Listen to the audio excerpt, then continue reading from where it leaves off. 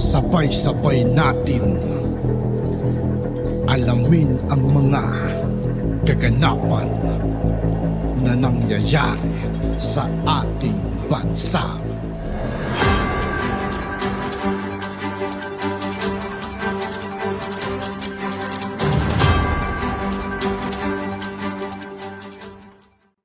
Yo, what's up mga kaibigan? This is I2K po again. Ngayon nandito naman ulit tayo sa channel ni Pinas Trending Now TV. Dito naman ulit tayo magbibigay ng komento at reaksyon. Kaya samahan nyo ako guys. Let's go! Yun, may kanya-kanya sila. Marami nga dyan ng mga vloggers na sumusunod sa Code of Ethics sa tamang pamamaraan na para ilabas mo yung mga istorya mo sa social media. Pero meron pa rin talaga dyan mga guerrilla na talagang pag upak lang na without thinking of the consequence. Sounds like someone I know. Basta ako mga kaibigan, para sa akin nakikinig lang ako at gusto ko lang malaman kung ano man ang nangyayari sa loob ng Malacanang o sa loob ng Senado. Basta't wala tayong kinakampihan mga kaibigan. Pero pag alam natin mga makadilawan mga kaibigan, bibirahin natin. Regulate sa kanila. And then bahala na kapag dinimanda o hindi. So, yun na po. Again, ulitin ko, marami pa rin po mga responsible mga vloggers. Kaya lang, meron ilan dyan na yun ang sumisira na talagang wala nang sinusunod na patakaran basta tira lang ng tira. Ang kakaibahan po kasi sa mga TV network sa mga newspaper kumpara doon sa mga independent vlogger, may accountability kasi ang mga reporter, ang cameraman, anchor, pag nasa TV station sa traditional. Unlike sa mga independent vlogger, walang nagpupulis sa kanila eh. Walang accountability. So pwede silang magbitaw ng salita kahit anong salitang gusto nila because wala nang check and balance. Unlike sa mga TV networks, sa mga newspaper, of course sa radio station. Yan yung po na-experience ko. Napakahalaga po ang papel na ginagampanan ng mga taga-media dahil sila po ang nag-educate sa atin kung ano talagang tunay na nangyari sa ating bansa. Ang pangit lang guys sa mga kaibigan, sa mga bias media, no? Nagiging kayo sila mga kaibigan, nakakadismaya kasi manood ng balita sa kanila. Lalo't meron din nangyayari sa kanilang pambabayas, di ba?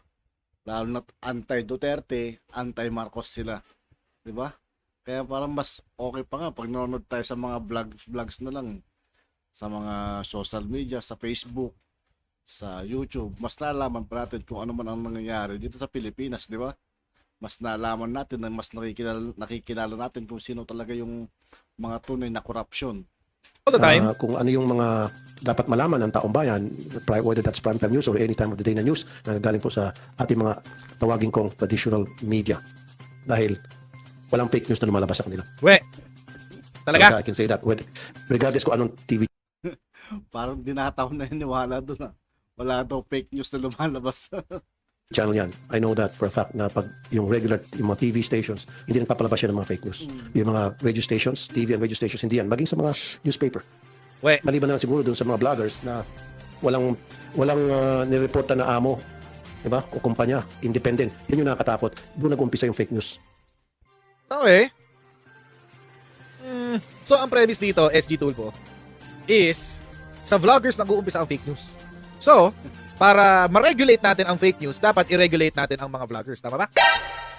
Ganun yung dating Ganun yung dating nung kwento, no? Mga kutsero. Okay. 2 points. 2 things. First is, ang fake news nanggagaling sa mga vloggers.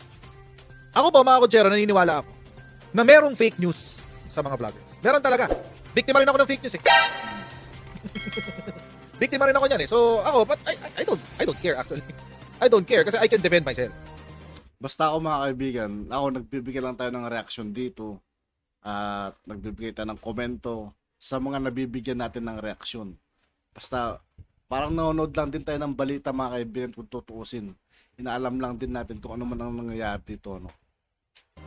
So naniniwala ako na may mga vloggers na nagpapakala talaga ng fake news. Marami yan. Hindi lang isa, hindi lang dalawa. Maraming ganyan. So that's one thing. Yun yung unang punto ni SG Tulpo. Second point is, kailangan i-regulate ang vlogging community. Kasi, wala raw kasing nagre-regulate. Okay.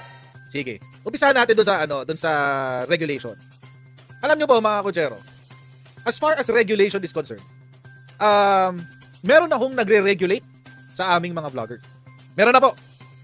At yun ay ang mga plataforma kung saan kami nag-a-upload. Yan po ang aming regulator. Bakit? Kasi po mga kutsero, bago po kami makapag-upload ng aming mga videos dito, mga videos na napapanood nyo dito sa YouTube, sa Facebook, sa TikTok, etc.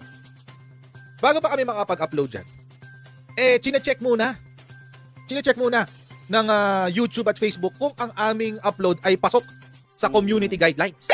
Totoo yun mga kaibigan, hindi yan kami basta-basta na pag-upload. Kumbaga dumadaan din sa proseso talaga bago nyo mapanood yung mga ginagawa namin ganito. May proseso yun mga kaibigan, hindi basta upload lang.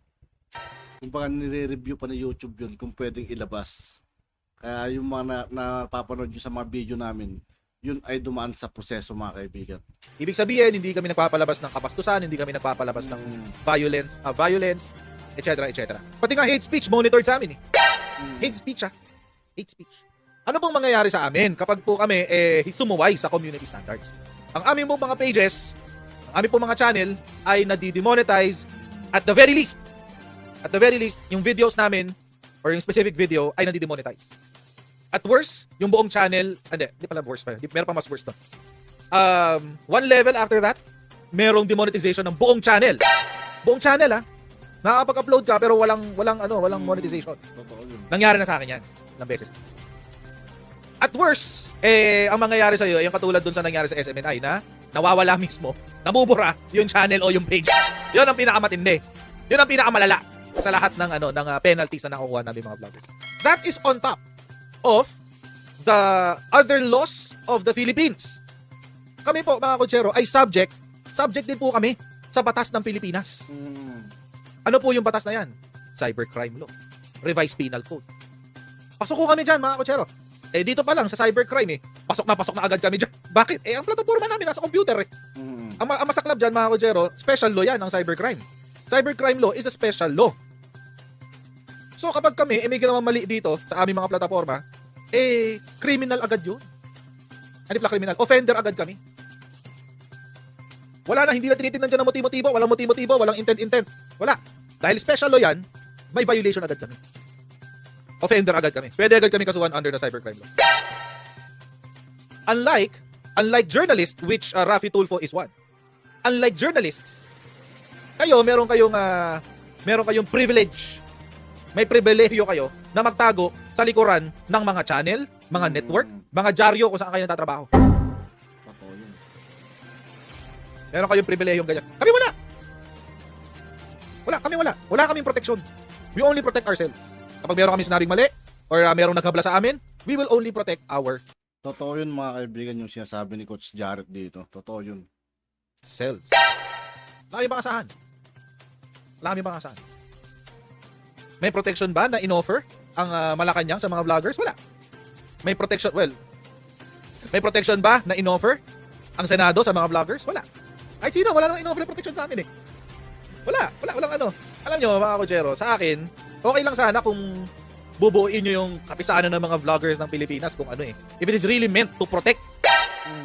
Yung talaga, poprotektahan yung karapatan ng mga vloggers. Alam nyo kasi mga kutsero, dumadami po ang vloggers sa Pilipinas. Kala nyo ba konti ang vloggers sa Pilipinas?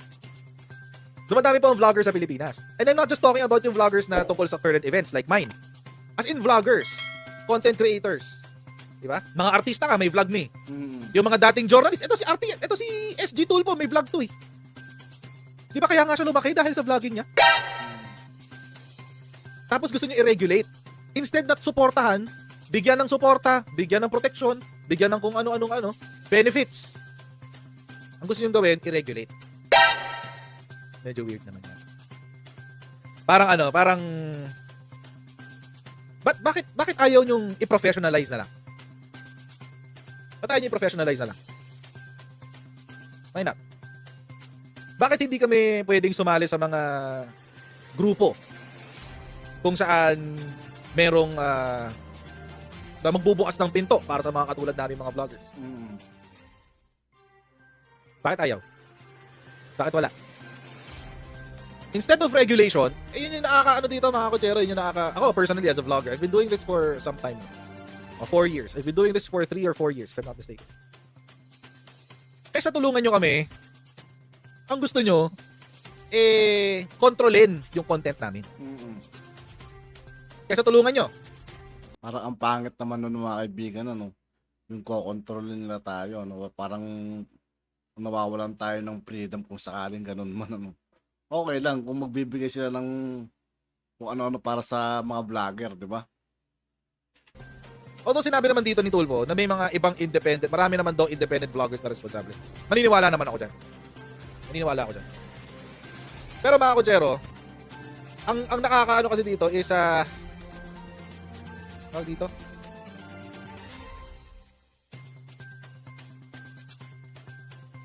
Ang medyo hindi ko nagustuhan na sinabi ni Tulfo, itong parte na to. na ginagampanan ng mga taga-media dahil ito nila because wala nag-check and balance.